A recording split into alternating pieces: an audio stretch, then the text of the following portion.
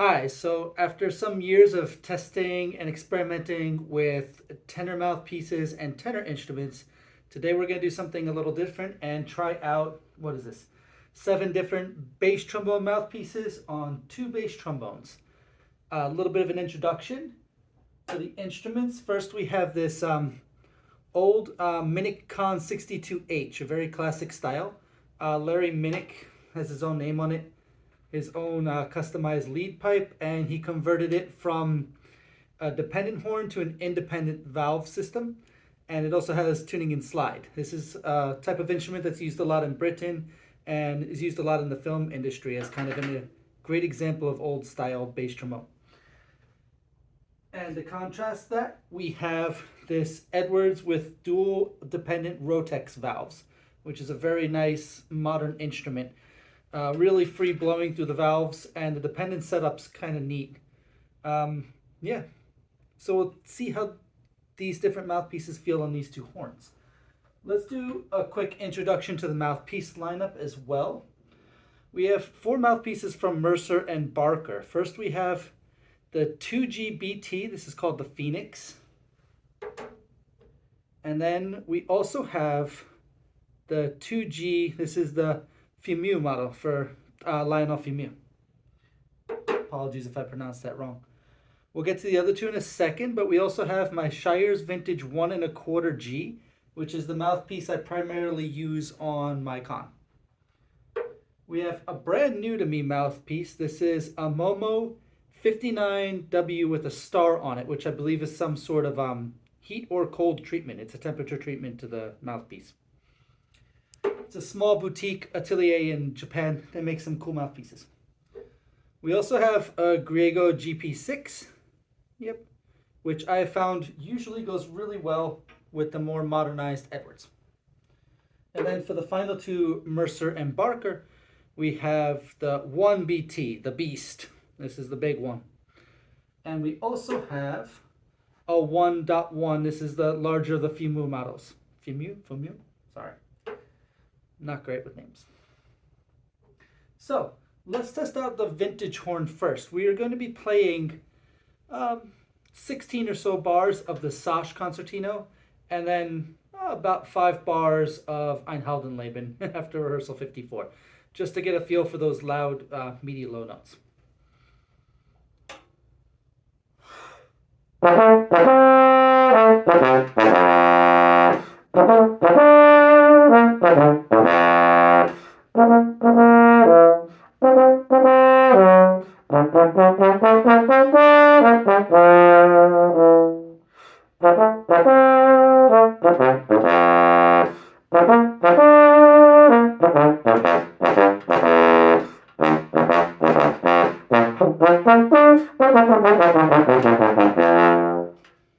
Okay, so that was the smallest of them, the 2GBT, the Phoenix.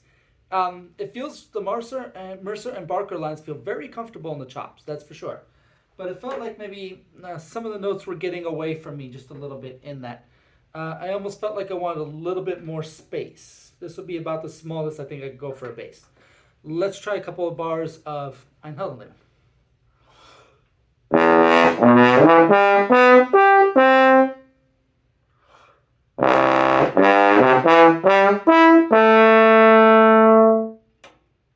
I think that's enough to kind of get the point across again. So yeah, what I feel with this is I just want to push more air through it. I just really want to really destroy those notes, and I'm not sure I can get that on this mouthpiece. Let's try the larger of the smaller of the Fumeaux models. This is the 2G, and see if that makes a difference. This one feels maybe a touch heavier, and it feels like it has a little bit less mass here, but it feels like it's just a little bit wider on the chops. Let's see how that compares.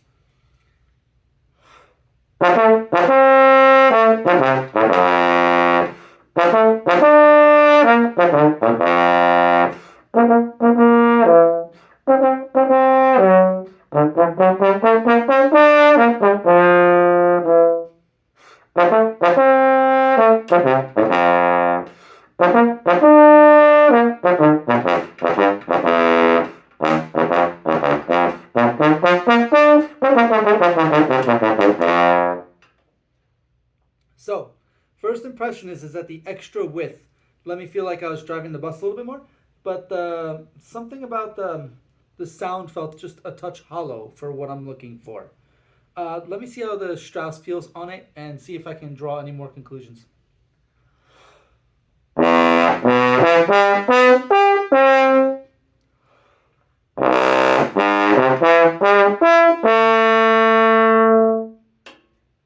Very interesting. I'm going to really have to listen back to that and see what I like or don't like about it.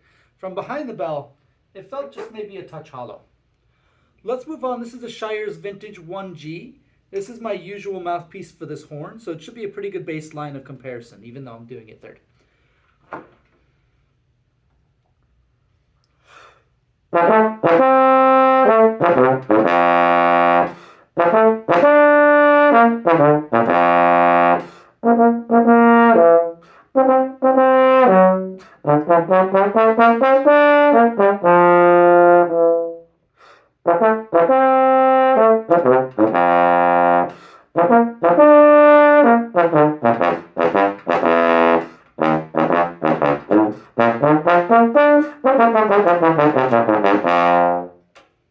Alright, so it felt like what I'm used to from this horn.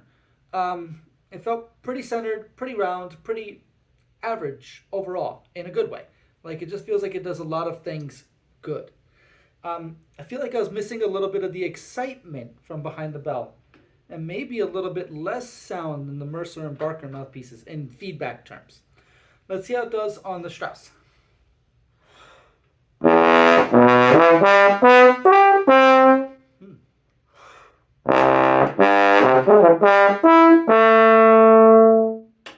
It's kind of funny. This is much sharper rims, and I feel like coming from these more rounded rims in the Mercer and Barker line, I'm having just the littlest bit of an issue centering on it.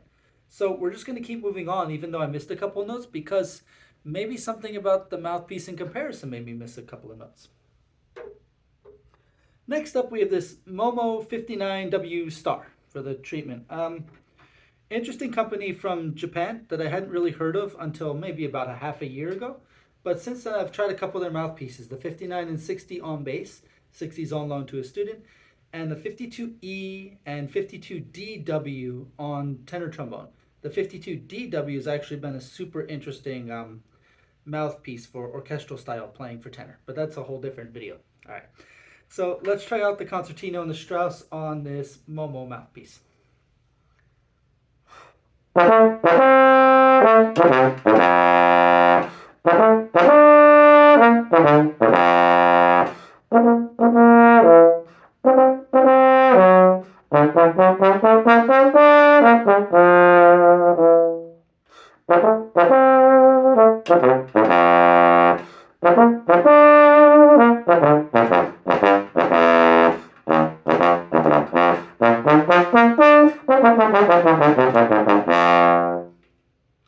So, until that very last note maybe, I felt really nice on this. It felt very clear. That was the first thing that popped into my head from when I played the first notes on this. It's just, I felt clarity and power in some really nice feeling ways. It also felt like it naturally wanted to be a little bit more expressive, a little bit more soloistic.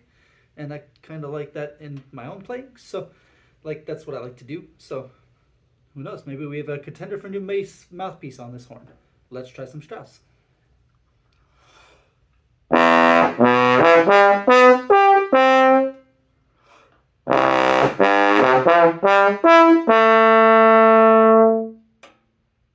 Solid. Pretty good. I think I'm going to like that one listening back to it. It's been really fascinating to find out about this company. Next up, we have a pretty standard Griego GP6 for Gary Pagano. Pagano? Either way. Yeah. Let's call the whole thing off and on. Let's see how this is with the this kind of really standardized orchestral equipment feels with the concertino and the Strauss.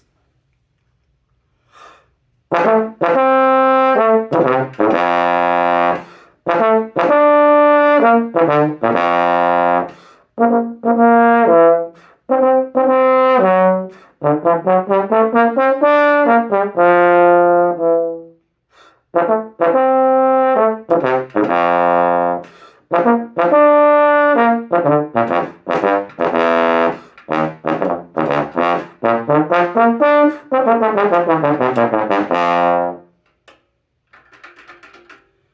right. It felt like it didn't want to go across the ranges without some significant energy input. That going from that low D to the high D in measure 27 just felt like it had a cost, and I wasn't quite sure if it was going to happen. But it really did feel like it wanted to lock in the pitch pretty well. Let's see how that range feels on Strauss.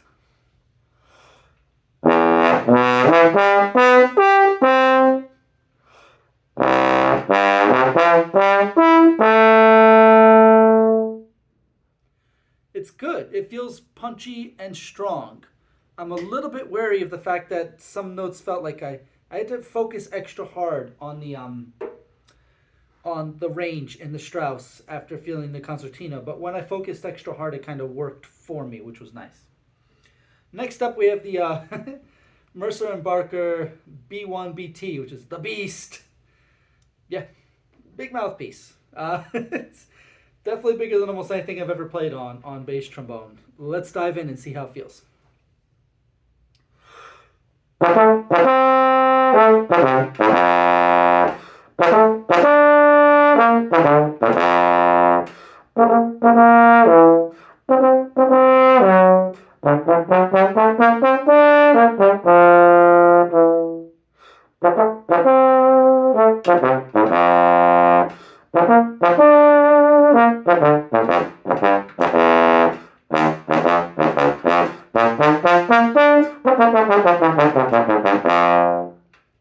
Yeah, takes a lot of air, has a lot of room for you to move around and kind of manipulate the sound.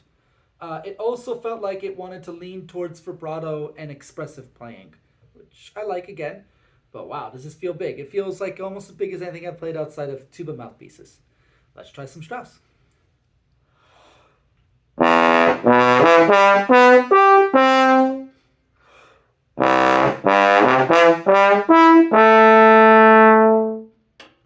Yeah, it could probably take twice as much air as what I'm putting through it. Like, I think I'd have to be like really a giant to try to overblow this mouthpiece. Um, Felt pretty good though. And finally, we have the 1.1 BT, the larger of the Lionel models. I'm not even gonna try to say a last name anymore. Sorry, Lionel. Yeah. Let's see how it feels on Sash and Strauss.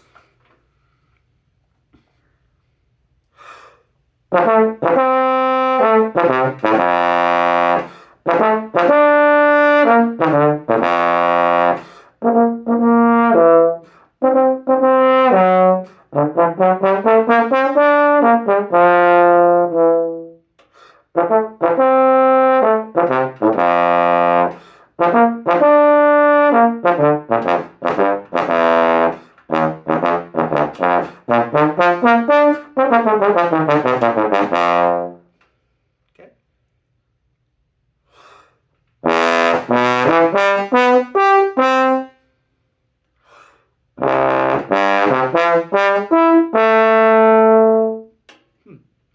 Okay, so this again, at first it was feeling really nice in the sash. When I got to the longer expressive notes where I felt the urge to do some vibrato on past mouthpieces, I didn't feel the urge to do in this one. This one kind of encouraged me to like stay steady. And when I got to the Strauss, the low C did not feel like it wanted to produce the way I wanted to produce. It felt a little bit like I'm stuffed, for lack of a better term, which was interesting. Could just be coming from the beast mouthpiece to this. I just like got used to a slightly larger airstream right away, but they're not so different in size. So it's a very interesting experience. All right. In the interest of time, let's jump straight to the Edwards. We're going to go through the mouthpieces in the same order again. This 2G kind of feels like a little bit of a toy now. But we're going to start with the 2G BT, the Phoenix model from Mercer and Barker. You know the order by this point if you're still watching.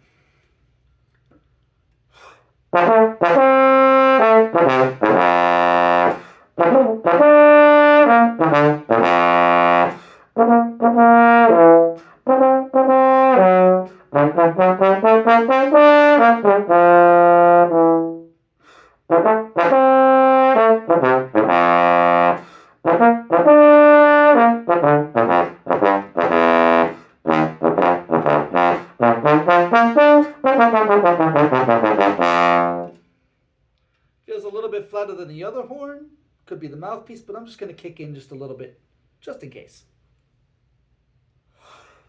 All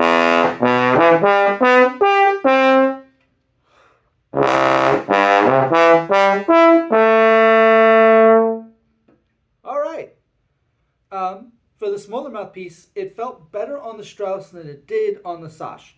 Could be that the more modernized horn kind of works with these larger sound worlds, but tough to tell. Let's keep trying out some more. Here's Lionel's 2G model.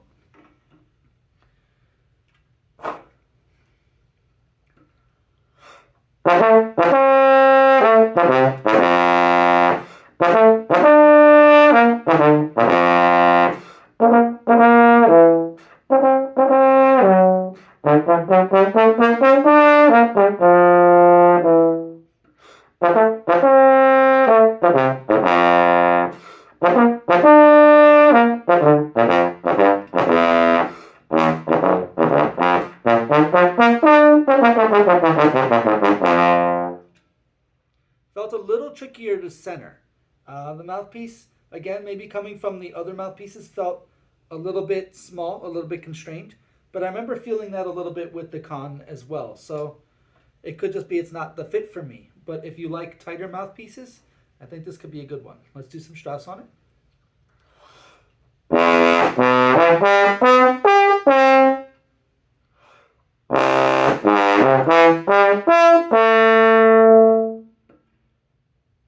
going to listen back. Again, I think that I felt the same way with this the first time. That I really have to listen back to see what I felt. It feels exciting, but a little raw. And I'm not sure if that's going to translate back when I listen to it. But I'm really curious to find out. That's just my impression of it from right behind the bell. All right, next mouthpiece, the Shires Vintage 1G.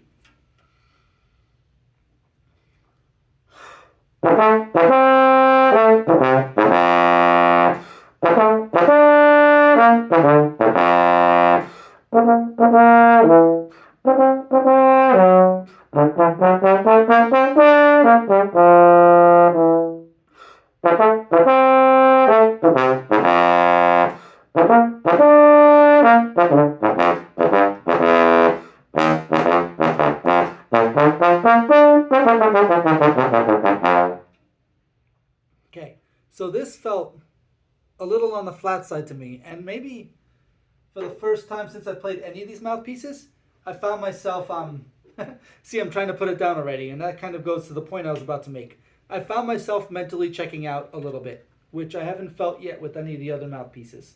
And that's not a great sign. Let's try some Strauss on it, see if I can focus up. Oh,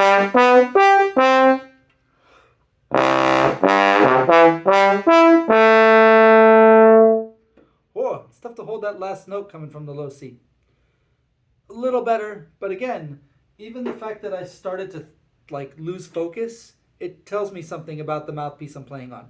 Either I'm just so used to it that it was just like happenstance and just like, oh yeah, this is what I'm used to feeling like, or something about it's feeling insufficient to me. And I try to pay attention to that feedback, what it's telling me and what it's trying to suggest to me. Let's try same two pieces on the Momo 59W Star.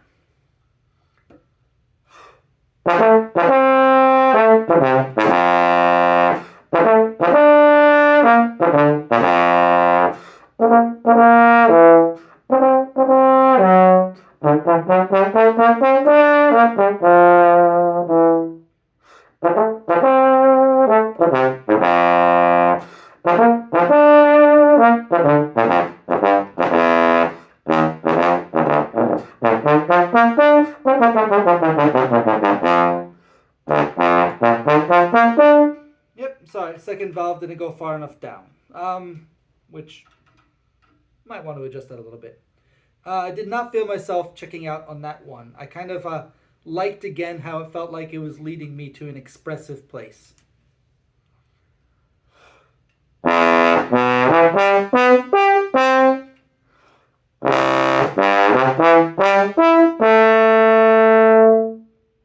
Nice. Turns out that the second valve is better when it's fully engaged. Imagine that. Let's try my usual mouthpiece on this Edward Steel Rotax horn. Let me try my Griego GP6.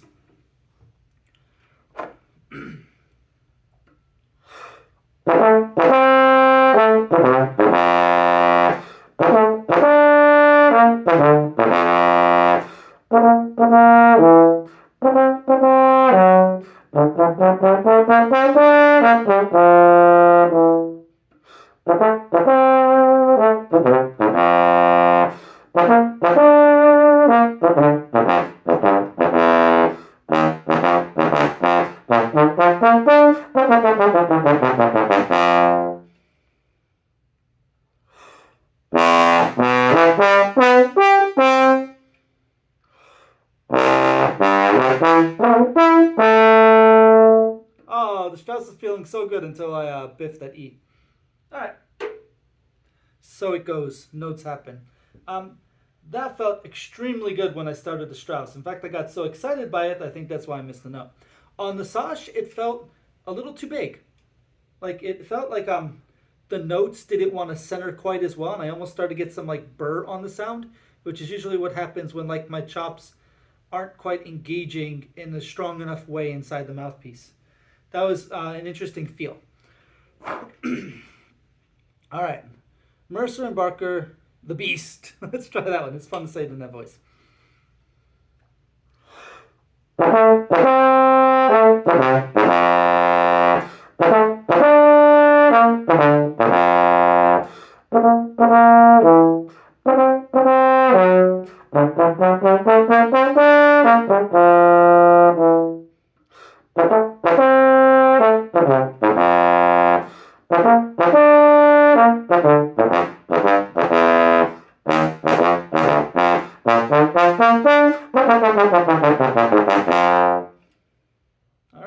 Even though this is bigger than the GP6, I did not feel the same tension in keeping the notes steady at the front.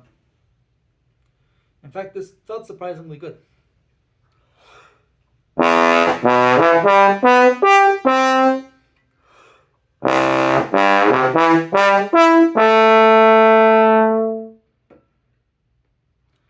The Beast, good mouthpiece. Did not feel like a Beast on the Sash, but it felt like it could be on the Strauss. So, maybe it has a couple of sides. And finally, Lionel's larger model, the MB 1.1 BT.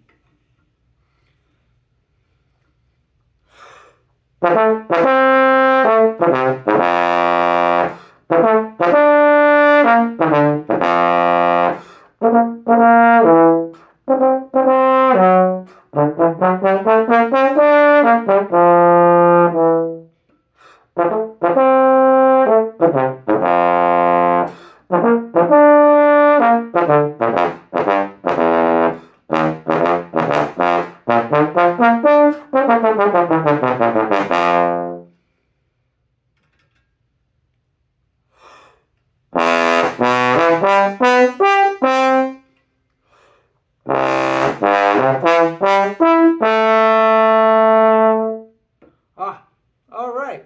So that's the lineup. 7 different mouthpieces, 2 different horns. I hope that gives you an idea of what you might expect from these mouthpieces.